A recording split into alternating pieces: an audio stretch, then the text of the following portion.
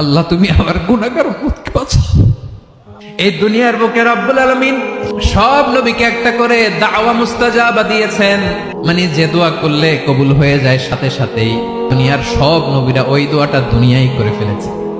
বিশ্বনবী বলবেন, আল্লাহ ওই স্পেশাল দোয়াটা দুনিয়াতে করি নাই, আজকে আমি তোমার দরবারে দাঁড়িয়ে কিয়ামতের দিন ওই দোয়াটা করছি। আল্লাহ আমার যে উম্মতের হৃদয়ে যাররা পরিমাণ ঈমান আছে, আমার একটা উম্মতকেও তুমি জাহান্নামে ঢুকাতে পারবা না। বিশ্বনবী পাগলের মতো একবার হাউজে কাউসারে যাবেন, একবার সিরাতে যাবেন, একবার পুলসিরাতের দিকে, একবার হাউজে কাউসারের দিকে পাগলের মতো দৌড়াতে থাকবেন, তার কোনো গুনাহগার উম্মত যাতে জাহান্নামে ঢুকে না যায়।